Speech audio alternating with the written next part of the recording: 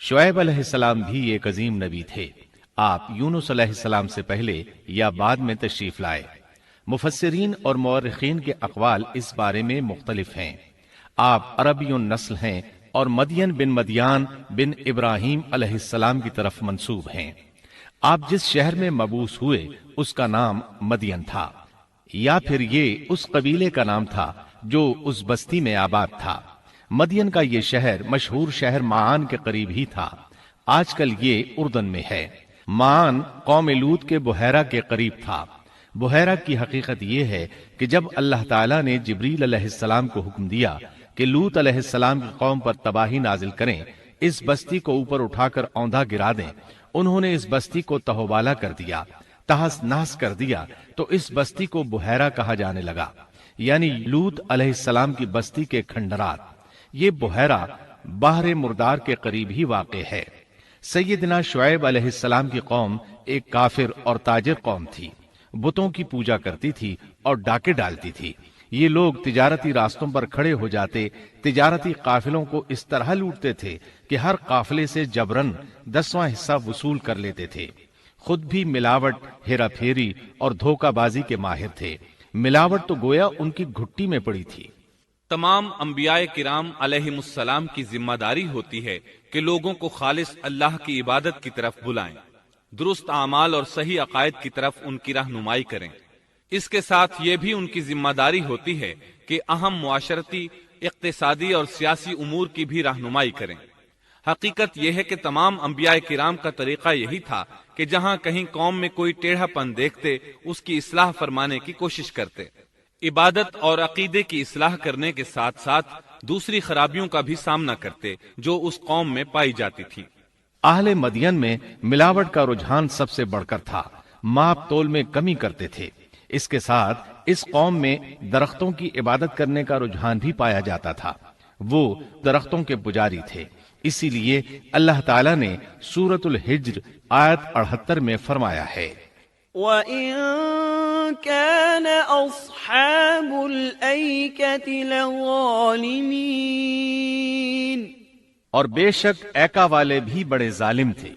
اسی طرح سورۃ الشعراء آیت 176 میں باری تعالیٰ فرماتے ہیں، كَذَّبَ أَصْحَابُ الْأَيْكَةِ الْمُرْسَلِينَ، ایکا والوں نے بھی رسولوں کو جھٹلایا۔ اس قوم نے تو صرف شعیب علیہ السلام کی تکذیب کی تھی، پھر اللہ تعالیٰ نے رسولوں کی تکذیب کیوں فرمایا؟ اس کا جواب یہ ہے کہ ایک رسول اور نبی کی تکذیب تمام انبیاء کرام کی تکذیب ہے، کیونکہ سب انبیاء کرام کی دعوت ایک ہے، سب کے سب ایک ہی دعوت دیتے رہے ہیں، سب کا ایک ہی اعلان تھا، أَنِ اعْبُدُوا اللَّهَ وَاتَّقُوهُ وَأَطِيعُونِ، تم اللہ کی عبادت کرو اور اسی سے ڈرو اور میرا کہنا مانو۔ یہ تھی تمام انبیاء کرام کی دعوت۔ اللہ سورۃ الاعراف آیت 59 میں فرماتے ہیں، اعبدوا اللہ ما لکم من الہ غیرہ، تم اللہ کی عبادت کرو، اس کے سوا تمہارا کوئی معبود نہیں۔ مطلب یہ کہ تمام انبیاء کی دعوت ایک ہی تھی۔ اب جو آدمی صرف ایک نبی کو جھٹلاتا ہے، اس کی تعلیمات سے کفر کرتا ہے، تو گویا وہ سب کو جھٹلاتا ہے، سبھی کی تعلیمات سے انکار کرتا ہے۔ یہی وجہ ہے کہ اللہ تعالیٰ نے فرمایا، ایکا والوں نے رسولوں کو جھٹلایا، باوجود اس کے کہ انہوں نے صرف ایک رسول کو جھٹلایا تھا۔ شعیب علیہ السلام نے قوم کو دعوت دینی شروع کی۔ اللہ تعالیٰ سورہ اعراف آیت 85 میں فرماتے ہیں، وَإِلَى مَدْيَنَ أَخَاهُمْ شُعَيْبًا قَالَ يَا قَوْمِ اعْبُدُوا اللَّهَ مَا لَكُمْ مِنْ إِلَٰهٍ غَيْرُهُ قَدْ جَاءَتْكُمْ بَيِّنَةٌ مِّن رَّبِّكُمْ، اور ہم نے مدین کی طرف ان کے بھائی شعیب کو بھیجا، انہوں نے فرمایا، اے میری قوم، تم اللہ کی عبادت کرو، اس کے سوا تمہارا کوئی معبود نہیں، تمہارے پاس تمہارے پروردگار کی طرف سے واضح دلیل آ چکی ہے۔ سب کے سب انبیاء کرام معجزات کے ساتھ تشریف لائے ہیں۔ اگر معجزات نہ ہوتے تو لوگوں کو کیسے پہچان ہوتی کہ وہ حق پر ہیں؟ معجزات نہ ہوتے تو ہم ایک سچے نبی اور نبوت کے جھوٹے مدعی کے درمیان فرق کیسے کر سکتے تھے؟ نبی برحق تو معجزات لے کر آتا ہے، دنیا میں کوئی نبی ایسا نہیں آیا جو معجزات لے کر نہ آیا ہو۔ معجزے کی تعریف میں علماء لکھتے ہیں، المعجزة أمر خارق للعادة شيء لا يستطيعه البشر وليس من صنع البشر۔ معجزہ اس خلاف عادت امر کو کہتے ہیں جو انسانوں کی طاقت سے بالا ہو اور اس میں کسی آدمی کا عمل دخل نہ ہو، یعنی جس کو پیش کرنے سے انسان عاجز ہوں۔ عاجز کرنے والی وہی چیز ہوتی ہے جو زمینی قوانین اور ضوابط کے خلاف ہو، مثلا مردوں کا زندہ کرنا، پہاڑوں کو چیر کر اونٹنی کا نکل آنا، لاٹھی کا سانپ بن جانا، چاند کا 2 ٹکڑے ہونا اور دیگر معجزات۔ مختصر یہ کہ جو نبی دنیا میں تشریف لائے کوئی نہ کوئی معجزہ ضرور ساتھ لائے تاکہ لوگ ان کی سچائی پر ایمان لے آئیں۔ اگر کوئی شخص نبوت کا دعویٰ کرے اور ہاتھ کی صفائی سے کوئی شعبدہ دکھائے تو وہ معجزہ نہیں ہے۔ معجزہ ہونے کے لیے چند شرائط ہیں۔ نمبر 1، وہ کام خلاف عادت ہو، قوانین فطرت کو توڑنے والا ہو۔ نمبر 2، اس کام کو اللہ کسی نبی یا رسول کے ہاتھوں پر ظاہر کرے۔ نمبر 3، عورتوں سے ظاہر نہ ہو، اس لیے کہ انبیاء سب کے سب مرد تھے۔ اللہ تعالیٰ سورہ یوسف آیت 109 میں فرماتے ہیں، وما أرسلنا من قبلك إلا رجالا۔ آپ سے پہلے ہم نے جتنے رسول بھیجے سب مرد ہی تھے۔ نمبر 4، اس معجزے سے وہ دوسروں کو چیلنج بھی کرے کہ مخالفین میں سے کوئی ایسا کر کے دکھائے، چاہے سب مل کر دکھائیں، مطلب یہ کہ وہ معجزہ سب کے لیے چیلنج ہو۔ شعیب علیہ السلام نے بھی اپنے معجزے کے ذریعے اپنی قوم کو چیلنج کیا۔ اللہ تعالیٰ ان کی زبان سے سورہ آراف آیت 85 میں فرماتے ہیں، قد جاءتكم بينة من ربكم۔ تمہارے پاس تمہارے رب کی طرف سے واضح دلیل آ چکی ہے۔ شعیب علیہ السلام ایسے واضح اور روشن امور ان کے سامنے پیش کرتے ہیں کہ جن پر عمل پیرا ہو کر وہ دنیا و آخرت میں فلاح پا سکتے تھے۔ سورۃ الاعراف آیت 85 میں ہے، فَأَوْفُوا الْكَيْلَ وَالْمِيزَانَ وَلَا تَبْخَسُوا النَّاسَ أَشْيَاءَهُمْ وَلَا تُفْسِدُوا فِي الْأَرْضِ بَعْدَ إِصْلَاحِهَا ذَلِكُمْ خَيْرٌ لَكُمْ إِن كُنتُم مُؤْمِنِينَ۔ بس تم ناپ تول پورا پورا کیا کرو اور لوگوں کو ان کی چیزیں کم کر کے مت دو، اور روئے زمین میں اس کے بعد کہ اس کی درستی کر دی گئی فساد مت پھیلاؤ، یہ تمہارے لیے فائدہ مند ہے اگر تم تصدیق کرو۔ اللہ تعالیٰ سورۃ الاعراف آیت 86 میں فرماتے ہیں، وَلَا تَقْعُدُوا بِكُلِّ صِرَاطٍ تُوعِدُونَ۔ اور تم سڑکوں پر اس غرض سے مت بیٹھا کرو کہ اللہ پر ایمان لانے والوں کو دھمکیاں دو۔ مطلب یہ کہ تمام تجارتی راستوں میں کٹوتیاں کرنے کے لیے نہ بیٹھا کرو، اگر وہ تمہیں رقوم ادا نہیں کرتے تو تم انہیں دھمکیاں دیتے ہو، جیسا کہ سورۃ الاعراف آیت 86 میں ہے، وَلَا تَقْعُدُوا بِكُلِّ صِرَاطٍ تُوعِدُونَ وَتَصُدُّونَ عَن سَبِيلِ اللَّهِ مَنْ آمَنَ بِهِ وَتَبْغُونَهَا عِوَجًا۔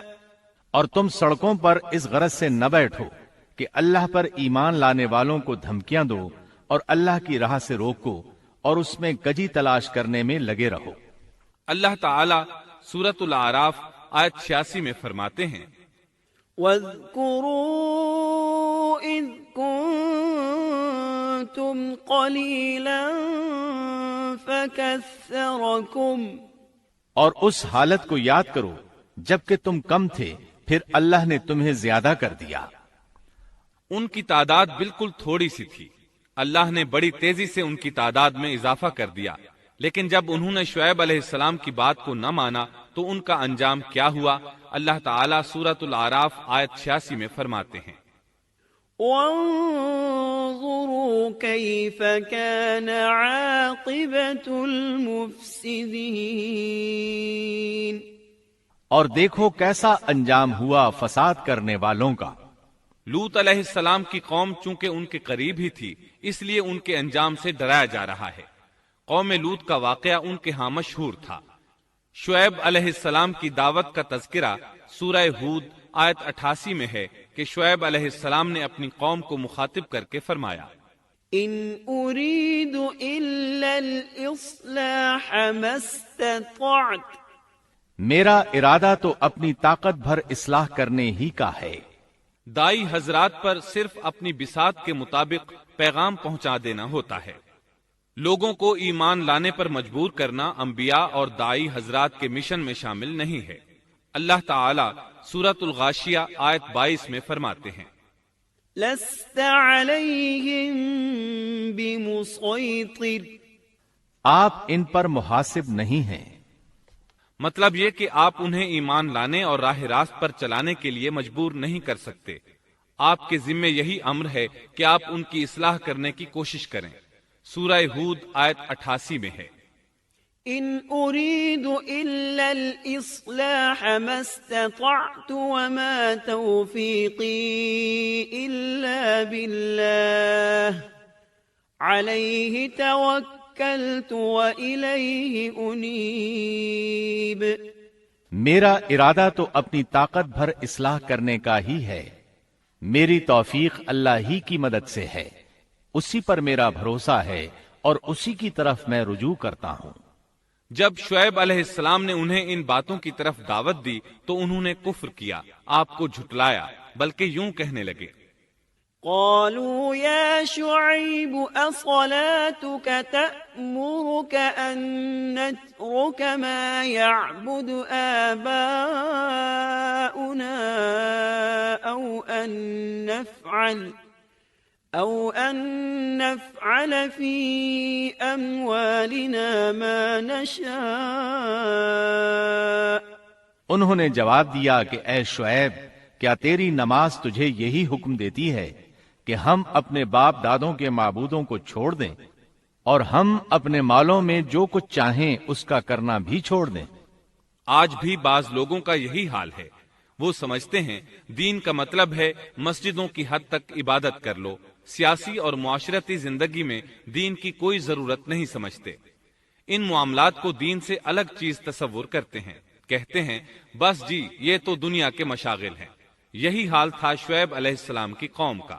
سورہ ہود آیت 87 کے آخر میں ہے، إنك لأنت الحليم الرشيد، تو تو بڑا ہی باوقار اور نیک چلن آدمی ہے۔ مطلب یہ کہ انہوں نے مذاق کے انداز میں ان سے کہا، تو تو بڑا عقل مند ہے، کیوں ناراض ہوتا ہے؟ سیدنا ابن عباس رضی اللہ عنہما سے روایت ہے کہ وہ یہ بات ان سے مذاق کے انداز میں کہتے تھے، ان کی تعریف نہیں کرتے تھے۔ پھر شعیب علیہ السلام نے ان الفاظ میں سمجھایا، وَيَا قَوْمِ لَا يَجْرِمَنَّكُمْ شِقَاقِي أَن يُصِيبَكُم مِّثْلُ مَا أَصَابَ قَوْمَ نُوحٍ أَوْ قَوْمَ هُودٍ أَوْ قَوْمَ صَالِحٍ وَمَا قَوْمُ لُوطٍ مِّنكُم بِبَعِيدٍ۔ اور اے میری قوم، میرے خلاف ضد تمہارے لیے اس بات کا باعث نہ ہو جائے کہ تمہیں بھی ویسا ہی معاملہ پیش آ جائے جیسا قوم نوح یا قوم ہود یا قوم صالح کو پیش آ چکا ہے، اور قوم لوط تو تم سے کچھ دور نہیں۔ مطلب یہ تھا کہ قوم لوط تو تمہارے بالکل نزدیک تھی، ان پر آنے والے عذاب سے تو تم خود اچھی طرح خبردار ہو، جانتے ہو ان کے ساتھ کیا سلوک ہو چکا ہے۔ پھر آپ نے فرمایا، وَاسْتَغْفِرُوا رَبَّكُمْ ثُمَّ تُوبُوا إِلَيْهِ ان ربی رحیم ودود۔ تم اپنے رب سے استغفار کرو اور اس کی طرف توجہ کرو، یقین مانو کہ میرا رب بڑی مہربانی والا اور بہت محبت کرنے والا ہے۔ جب وہ اپنی ضد پر اڑے رہے تو شعیب علیہ السلام نے یوں فرمایا، تو ذرا ٹھہر جاؤ یہاں تک کہ ہمارے درمیان اللہ فیصلہ کیے دیتا ہے، اور وہ سب فیصلہ کرنے والوں سے بہتر ہے۔ پہلے تو عام واعظ و نصیحت فرمائی، جب قوم نہ سمجھی تو انہیں سابقہ ہلاک شدہ قوموں کی مثالیں دی، ڈرایا کہ کہیں تمہیں بھی ایسے ہی عذابوں سے دوچار نہ ہونا پڑے، لیکن انہوں نے کسی بات کا اثر نہ لیا، الٹا یوں کہنے لگے، انما انت من المسحرین ما انت الا بشر مثلنا وان نظنك لمن الكاذبین فأسقط علينا كسفا من السماء إن كنت من الصادقين۔ تو ان میں سے ہے جن پر جادو کر دیا جاتا ہے، اور تو ہم ہی جیسا ایک انسان ہے، اور ہم تو تجھے جھوٹ بولنے والوں میں سے ہی خیال کرتے ہیں۔ اگر تو سچے لوگوں میں سے ہے تو ہم پر آسمان کا کوئی ٹکڑا گرا دے۔ مطلب یہ کہ آخرکار یہ لوگ پہلے لوگوں یعنی عاد اور سمود کے نقش قدم پر چلنے لگے، ان کے انبیاء انہیں حق کی طرف بلاتے رہے، وہ انکار کرتے رہے، آخر ان پر اللہ کے عذاب اترے۔ ایسے ہی یہ لوگ بھی شعیب علیہ السلام کو دھمکیاں دینے لگے، ان کے مقابلے پر اتر آئے۔ سورۃ الاعراف آیت 88 میں ہے کہ شعیب علیہ السلام کی قوم کے کافر سرداروں نے ان سے کہا، قال الملأ الذين استكبروا من قومه لنخرجنك يا شعيب والذين آمنوا معك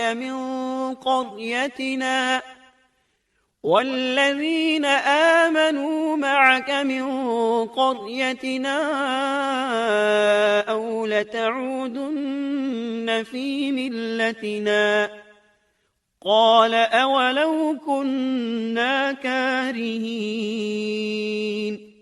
ان کی قوم کے متکبر سرداروں نے کہا، اے شعیب، ہم آپ کو اور جو آپ کے ہمراہ ایمان والے ہیں انہیں اپنی بستی سے نکال دیں گے، یا یہ کہ تم ہمارے مذہب میں پھر آ جاؤ۔ شعیب نے جواب دیا، کیا ہم تمہارے مذہب میں آ جائیں؟ گو ہم اس کو مکروہ ہی سمجھتے ہوں۔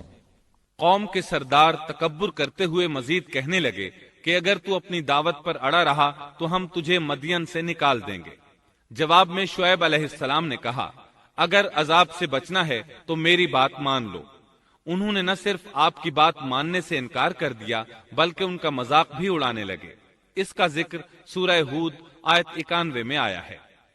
قالوا يا شعيب ما نفقه كثيرا مما تقول۔